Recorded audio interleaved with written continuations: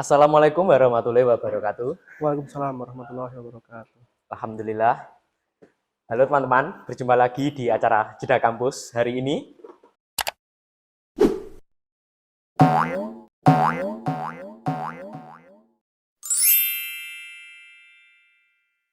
Sebelumnya perkenalkan saya Ega Junejo Staputra dari Hima Prodi Ilmu Komputer.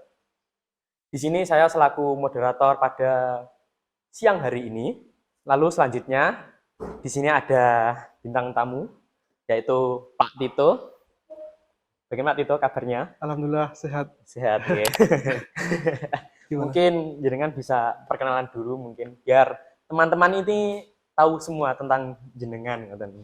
Oke, baik. Bismillahirrahmanirrahim. Assalamualaikum warahmatullahi wabarakatuh. Pertama-tama perkenalkan saya Tito Prabowo. Saya aslinya orang Bantul, Yogyakarta. Terus mengambil S1 sarjana di Universitas Nahdlatul Ulama Blitar, jurusan Teknik Informatika. Terus untuk S2-nya saya mengambil di Universitas Amkom Yogyakarta. Lalu untuk prodinya juga sama, masih Teknik Informatika. Jadi S1 Teknik Informatika, S2 juga Teknik Informatika. Jadi bisa satu linear. Terus di UNU ini saya mulai mengajar atau menjadi dosen di UNU itu mulai dari tahun 2021 setelah COVID-19. Seperti itu. Mungkin itu profil dari saya. Oh ya, ini selanjutnya saya dengar-dengar nih, Bapak ini melanjutkan studinya di luar negeri ya? Oke, jadi kalau studi di luar negeri saya ya pernah selama sekitar 3 tahun dari 2012 sampai dengan 2015. Tetapi lebih spesifik lagi saya itu studinya dia belajar bahasa. Jadi belajar bahasa di negaranya. Jadi saya belajar bahasa Jerman di negara Jerman seperti itu. Jadi kurang lebih saya kalau dikalkulasi di sini kayak semacam D3, 3 tahun belajar bahasa Jerman. Oh iya. Pengalaman terbaik Bapak di Jerman bagaimana di luar negeri? Oke, jadi kalau pengalaman terbaik itu semua terbaik. Mulai dari keberangkatan, yang pertama adalah pengalaman naik pesawat selama 18 jam. Bayangkan kita naik pesawat 18 jam di atas awan. Itu adalah pengalaman yang sangat luar biasa bagi saya. Karena ketika itu saya baru pertama kali naik pesawat dan langsung ke Jerman, Indonesia Jerman. Dan sangat luar biasa. Terus berikutnya adalah kita bisa belajar di negara orang. Seperti itu. Jadi kita belajar seumpama kita belajar bahasa Jawa naik Jawa. Contohnya orang Jerman belajar bahasa Jawa di Indonesia. Itu kan masih pengalamannya sangat luar biasa. Terus lagi setelah pengalaman terbaik belajar, setelah itu pengalaman tentang hidup. Jadi selain kita belajar, kalau kita belajarnya itu di luar negeri, nanti bisa pengalaman belajar sambil jalan-jalan. Seperti itu. Jadi intinya belajar, bonusnya adalah jalan-jalan. Itu. Ya ini Pak, salah satu pertanyaan saya, bagaimana mendapatkan teman-teman di luar negeri? Maksudnya dalam negeri, jadi kalau teman-teman di luar negeri, Oke, jadi kalau di sana, jadi itu sudah di Jerman itu ada perkumpulan pelajar Indonesia PPI. Jadi di sana sudah ada kayak di masing-masing kota. Jadi contohnya di Jerman itu ada kota München, ada kota Dortmund, ada kota apalagi yang terkenal di sepak bola itu. Leipzig. Nah, kebetulan saya itu tinggalnya di kota Saarbrücken. Itu adalah kota kecil di Jerman, perbatasan antara Jerman sama Perancis. Jadi kalau kita mau ke Perancis tinggal naik sepeda sampai ke Perancis. Seperti itu. Jadi terus luar negeri itu bisa untuk semacam kan saya di sana belajar bahasa Jerman. Nah, ketika saya di sana, terus kalau di sana kan terus kursus kan ya. Jadi pesertanya itu adalah dari bukan selain Jerman. Teman saya yang dari Jepang, ada yang dari apa namanya Uzbekistan, ada yang dari Maroko, seperti itu. Jadi kita di sana sama-sama belajar bahasa. Terus nanti ketika kita tidak punya teman dari Indonesia, tadi otomatis mau tidak mau kita harus menggunakan bahasa yang kita pelajari, harus dipaksa. Nah, dengan demikian kita bisa saling belajar. Saya belajar sama orang Uzbekistan, belajar sama bahasa Jerman. Nanti meskipun apa namanya dialeknya itu kurang pas, tapi kalau sesama belajar kan meraba-raba, oh maksudnya apa namanya teman kita itu seperti ini, kita paham. Ya. Seperti itu. Jadi teman di sana tuh buat apa namanya mengasah belajar bahasa kita. Iya. Seperti itu. Jadi malah seru ngoten. Oh iya. Jadi meskipun kayak semacam kalau kita orang Inggris piknik di Bali terus ngomong bahasa Indonesia, terima kasih, gitu kan kayak awam tapi ya Iya. sesama orang Jerman kan masih bisa dimaklumi kan ya, karena kan dialeknya kan berbeda. Iya, benar. Seperti itu. Oke. Ini selanjutnya kan ada model pembelajaran kan yang beda dari luar negeri. Nah, itu apa yang dapat kita ambil diterapkan di sini, ngoten? Yang bisa kita ambil. Oke, pembelajarannya. jadi model pembelajaran untuk yang di Luar negeri. Jerman Iya. sama yang di sini ya. Kalau model pembelajaran, jadi di gini. Untuk model pembelajaran di Jerman itu kalau setara dengan apa namanya perkuliahan ya. Jadi saya dulu waktu di sana juga teman-temannya kan ada yang kuliah S1 maupun S2. Terus pengalaman seperti itu. Jadi contohnya di sini.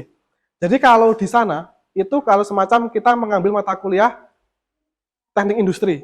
Nah, meskipun kita sudah semester 5, terus ada satu mata kuliah yang tidak lulus,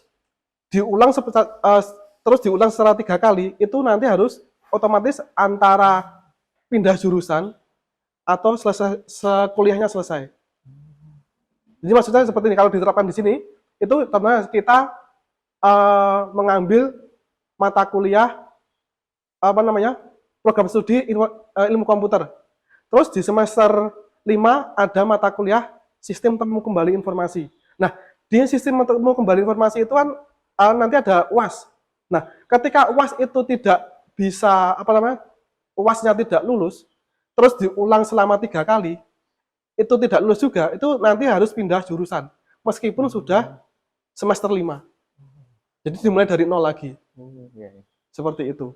Kalau di sini kan kayak semacam masih ada toleransi ya kayak. Ya. Biasanya kalau apa namanya sudah UAS seperti itu, terus nanti nggak lulus pertama, terus nanti ada lulus kedua, biasanya dosen kayak semacam mentolerir, oke lah ini sudah ujian kedua, apa supaya bisa lulus seperti itu. Dan nggak ada ketentuan setelah 3 kali tidak lulus apa namanya pindah jurusan tidak ada. Seperti itu. Mungkin nganu Pak, di praktek jenengan yang ada di luar negeri atau yang dari sekarang itu jenengan terapkan sekarang? Oke, jadi kalau pembelajaran di sana itu gini, contoh praktikum ya. Iya. Ya, jadi kalau praktikum itu kan kalau saya kan keras, apa namanya, kalau seandainya tidak bisa, itu apa? Saya bilang nggak bisa, dan harus apa namanya tahu prosesnya. Nah kalau di sana kan apa namanya? Kalau di sana itu belajar, terus dosennya itu memberi arahan, terus mahasiswa mencari apa namanya, contohnya kita belajar mata kuliah pemrograman, terus ada materi untuk percabangan. Nah dosen itu menjelaskan teori percabangan, terus memberi contoh kasus. Setelah itu nanti tugasnya itu mahasiswa disuruh membuat program, terus apa namanya yang berkaitan dengan apa yang ada di dalam materi itu. Contoh kalau di materi apa namanya percabangan, nah nanti dosen itu menjelaskan teorinya semua dulu. Setelah teori selesai, baru ada praktek. Nah prakteknya nanti itu sudah dilepas sama dosennya. Silahkan mencari referensi sendiri. Terus nanti ketika itu sudah selesai baru dipresentasikan. Nah, jadi mending kalau apa namanya, kalau di sana itu kita lebih menghargai prosesnya daripada hasilnya.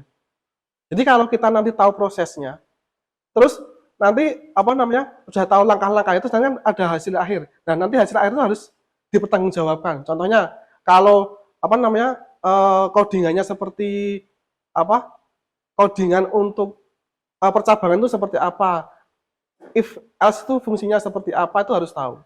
Jadi kalau kita sudah tahu fungsinya, itu diterapkan di praktek seperti itu. Oke, betul. Kalau di luar negeri atau di sini, apakah ada perbedaan yang signifikan perkuliahan ini? Oke, untuk apa namanya, perbedaan yang signifikan yang pertama adalah dari kultur. Kultur dari apa namanya, mahasiswa sendiri. Contoh di sini, kalau saya waktu di Jerman itu ya, itu kalau di belajar di perpustakaan, itu perpustakaan dan sangat hening sekali. Nggak ada kok kresek-kresek. Biasanya kalau ada kresek-kresek gitu, apa namanya, mahasiswa yang lain pasti terus noleh gitu. Jadi nggak enak kita. Kalau di sini kan karena perpustakaan ya apa, mau berisik lah dan sebagainya kan bebas kan. Iya. Kalau di sana enggak. Dan itu di perpustakaan itu sangat hening sekali, dan ada itu hanya orang belajar. Dan untuk apa namanya, motivasi belajarnya di sana itu sangat tinggi. Maksudnya tidak perlu tidak harus dioyak-oyak sama orang tua atau dosen, itu kesadarannya belajar sudah ada. Terus lagi kalau di sana itu ada perpustakaan yang untuk perpustakaan belajar sendiri, ada juga perpustakaan yang untuk diskusi. Jadi kalau nanti mau seandainya ada tugas dan harus dikerjakan dengan kelompok diskusi, nanti ada perpustakaan khusus untuk ruangan diskusi. Dan itu kedap suara itu. Bisa kayak semacam kalau di sini studio musik. Jadi dari luar nanti ya dengar suaranya. Tapi kalau mau belajar sendiri ya nanti di ruangan biasa dan sangat hening sekali. Dulu pernah saya pengalaman itu masih awal-awal masuk perpustakaannya di universitas, HP lupa nggak di silent. Saya jadi pusat perhatian. Sesama waktu itu. Terus setelah tahu, diberitahu sama teman-temannya, ternyata kulturnya tuh seperti itu. Nah, seperti itu untuk yang kultur untuk motivasi belajar mahasiswa. Ya, jadi itu ya teman-teman. Perbedaan antara di luar negeri dan di Indonesia itu sangat berbeda sekali kulturnya. Oke, yang selanjutnya Pak, apa tantangan terbesar selama berada di luar negeri atau Jerman itu? Oke, untuk tantangan kita hidup di luar negeri, yang pertama kita harus siap mental dulu. Kenapa siap mental? Karena kalau kita di luar negeri, kita sudah jauh dari orang tua. Terus yang kedua, kita harus bisa memanage diri kita sendiri. Terus nanti kita juga harus masih berpikir untuk apa namanya, keberlangsungan hidup, ya kan? Iya. Maksudnya kalau kita kuliah di luar negeri, kita mikir yang pertama adalah kita juga harus belajar. Yang kedua, kita harus gimana supaya bisa survive di sana. Nah, untuk itu, jadi kita membaginya tuh biasanya kalau apa namanya, teman-teman dari Indonesia yang kuliah di Jerman waktu itu, jadi kita membagi waktunya seperti ini. Jadi kalau tidak ada apa, dekengan pusat atau dekengan dari orang tua, Ya. itu kita Senin sampai Kamis itu sekolah. Terus nanti Jumat, Sabtu, Minggu nanti kita apa namanya, kerja sampingan untuk apa namanya, biaya hidup di sana. Karena biaya hidup di sana itu mahal. Jadi kalau biaya hidup ini mahal, tapi kalau kuliah jadi gini, kenapa kok di luar negeri itu mahal? Karena mahalnya mahal di biaya hidup, bukan di biaya untuk perkuliahan. Perkuliahannya gratis. Gratis. Jadi yang mahal itu yang untuk kita apa namanya, sewa apartemen, terus untuk biaya bulanan transportasi, biaya apa namanya, asuransi kesehatan, untuk makan, seperti itu. Gimana ceritanya Pak Tito bisa melanjutkan studi ke luar negeri? Lewat beasiswa atau mandiri? Oke, jadi kalau studi saya kemarin itu adalah beasiswa dari orang tua. Jadi saya apa namanya, mengajukan proposal. Saya mau sekolah bahasa di luar negeri. Terus apa namanya, itu terus langsung disetujui gitu aja. Seperti itu. langsung dapat Langsung dapat meluncur, ACC ya. proposal.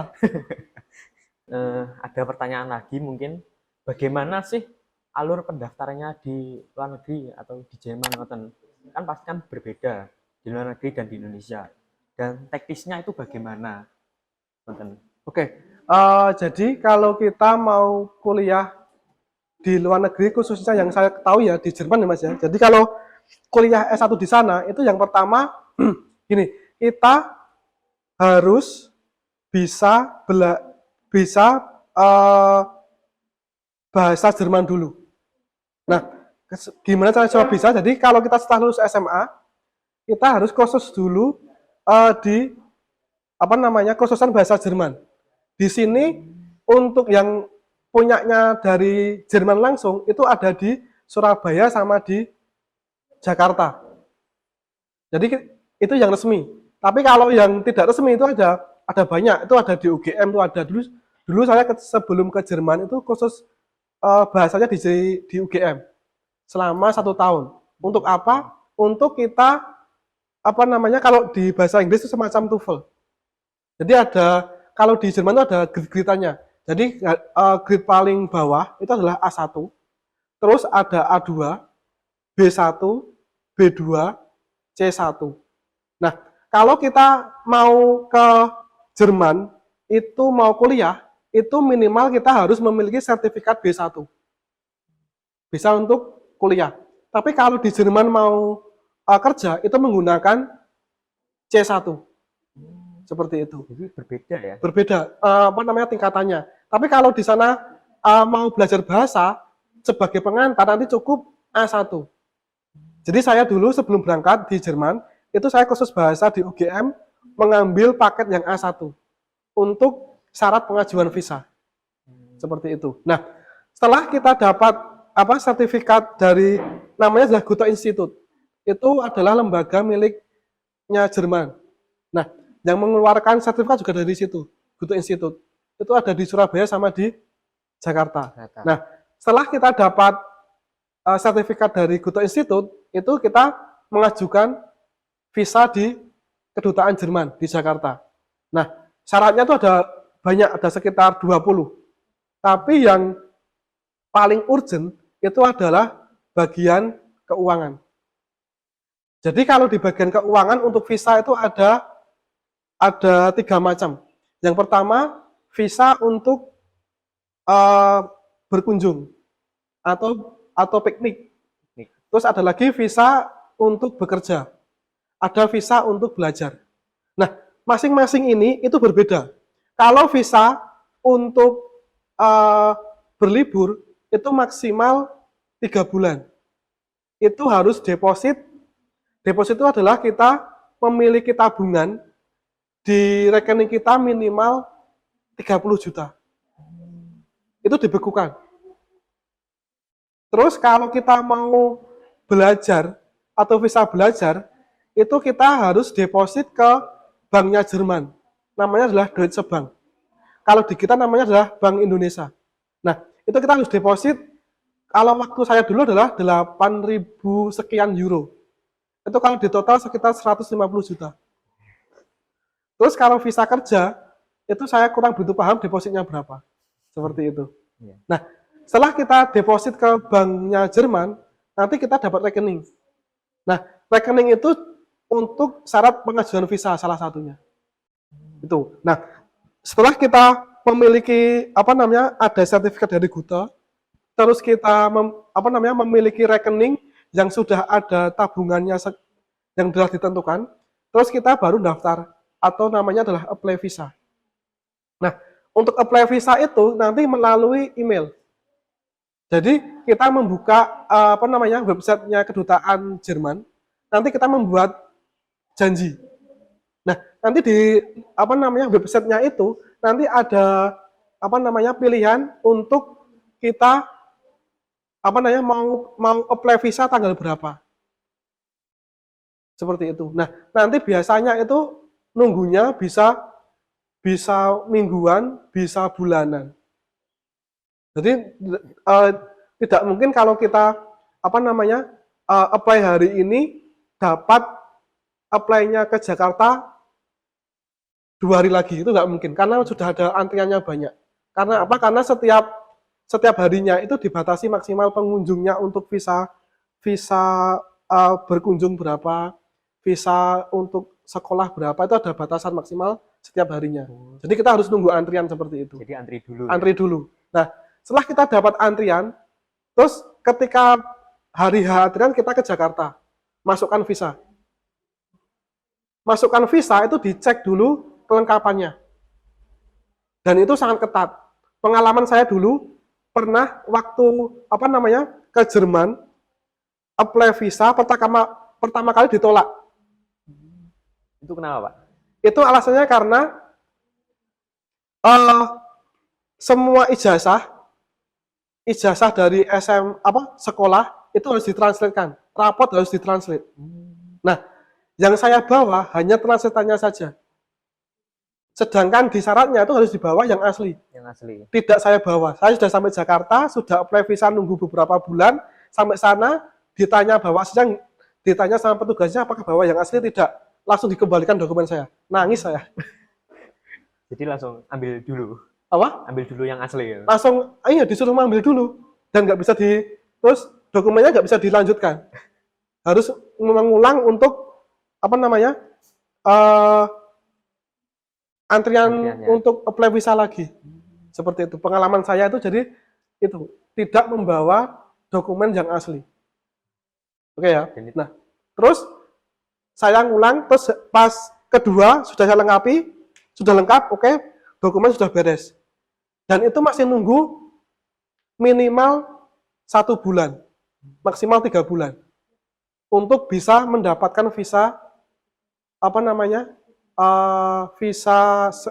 visa sekolah atau visa belajar. Jadi kalau sudah berurusan dengan luar negeri itu kita harus sabar dan harus mengikuti prosedur yang kita mau kunjungi. Seperti itu. Harus cek secara teliti. Iya, harus cek secara teliti dan harus cermat. Iya. Jadi tidak ada toleransi. Maksudnya kalau nggak bawa ini ya besok nggak apa-apa, nggak bisa. Ya besok disusulkan itu nggak bisa. Itu kalau enggak ya enggak gitu. Harus antri lagi. Saklek gitu ya. Nah, oke. Setelah kita menunggu 1-2 bulan, kita dapat hasilnya. Oke, visa sudah terbit. Visa terbit mulai tanggal sekian. Maksudnya dari visa bisa bisa mulai aktif. Itu maksudnya nanti kita bisa berangkat ke Jerman itu mulai tanggal berapa? Contoh, visa saya aktif mulai tanggal 1 Agustus. Sedangkan ini masih bulan Juli. Nah, itu tidak bisa. Jadi kita harus berangkatnya setelah tanggal yang ditentukan oleh pihak Jerman itu. Setelah tanggal 1. Itu baru boleh terbang. Seperti itu. Jadi harus nunggu tanggal. Harus nunggu tanggal available itu. Oke. Terus setelah itu kita berangkat ke Jerman. Oke, sampai Jerman. Terus kita setelah itu mencari atau untuk penyetaraan ijazah. Namanya adalah student college. Nah, itu kita daftar. Terus itu kayak semacam kita sekolah di sini. Tapi penyampaiannya menggunakan penyampaian bahasa Jerman. Kenapa kok dulu waktu di Indonesia harus kursus bahasa dan kalau mau sekolah harus minimal B1 itu karena nanti untuk menghadapi ketika kita penyetaraan ijazah di Jerman itu kayak sekolah SMA penyampaiannya menggunakan bahasa Jerman, nggak lagi menggunakan bahasa Inggris maupun bahasa Indonesia. Seperti itu. Setelah berlangsung student college selama 1-2 tahun, terus ada ujian nasional. Ya. Ada ujian nasional juga di sana. Nah, ujian nasional di situ seperti di sini juga. Kayak ada 3 pelajaran. Ada sains, ada sosial, sama ada bahasa. Kalau di sini kan ada bahasa Indonesia, bahasa Inggris, IPA kalau nggak salah ya, atau matematika seperti itu. Matematika. Itu sama, hampir sama untuk mata kuliah, mata pelajarannya. Nah, setelah kita ikut UAS, ujian nasional, terus keluar nilai, ya kan? Iya. Nah, terus kalau lulus itu baru bisa untuk mendaftar di universitas.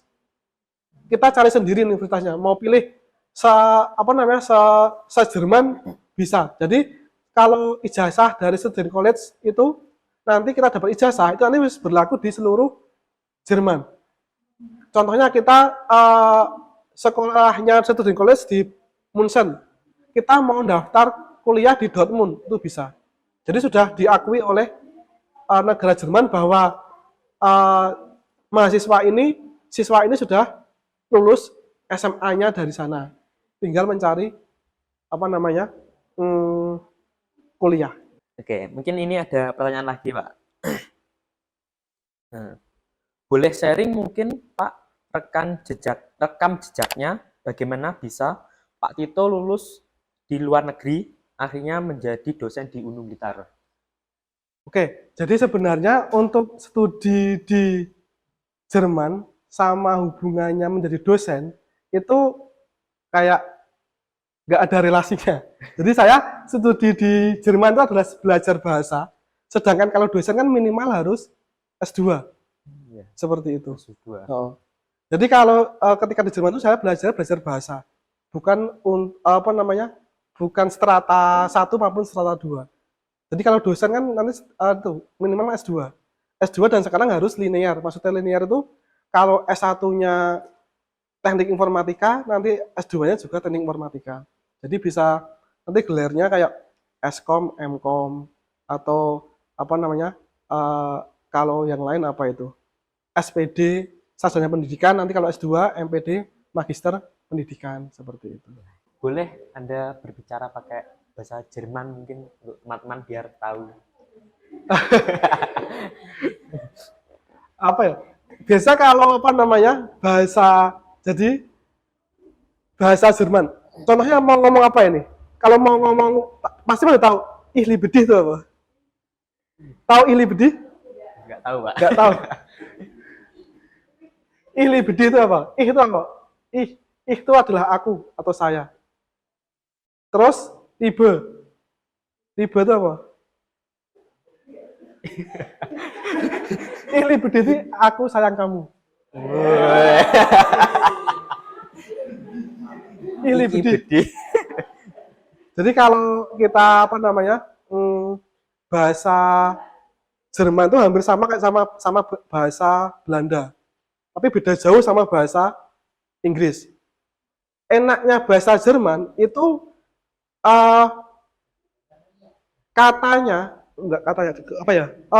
tulisan itu ucapannya sama. Jadi kalau ich liebe dich itu adalah ICH, kan kalau kita baca I kan, terus ich liebe itu tulisannya LIEBE, liebe. Terus di itu DICH. Jadi tulisannya itu sama dengan ucapannya. Berarti sama. Sama, ich liebe dich. Iya kan? Yeah. Tulisan juga ich liebe dich tulisannya. Terus ucapannya juga ich liebe dich. Seperti itu. Kalau bahasa Inggris kan kayak kalau one itu kan ban. Iya kan? Iya. Iya. Terus kalau di bahasa Jerman itu satu itu eins. Eins itu EINS, eins. Kalau dua, zwei. ZWEI, zwei. Jadi kalau EI itu dibaca EI itu dibaca pai, zwei. Jadi terus kalau EU itu dibaca oi. Jadi kalau tahu pemain sepak bola namanya Reus? Tahu Reus ya? Itu baca Rois. Iya. Kalau EU itu oi. Ternyata seru ya bahasa Jerman ya. Terus kalau di sana itu ya, kalau bahasa globalnya kan Jerman. Tapi kalau orang Jerman ngomong itu adalah namanya adalah Deutschland. Deutschland. Itu adalah Jerman. Nanti kalau ada kata Deutschland itu Jerman. Seperti itu. Terus serunya lagi seperti ini. Kalau ada kita mau pergi, contoh, pergi apakah menggunakan jalan kaki, pergi menggunakan sepeda motor, atau pergi menggunakan pesawat. Itu beda. Bedanya bagaimana? Seperti ini. Kalau bahasa Indonesia saya pergi ke universitas.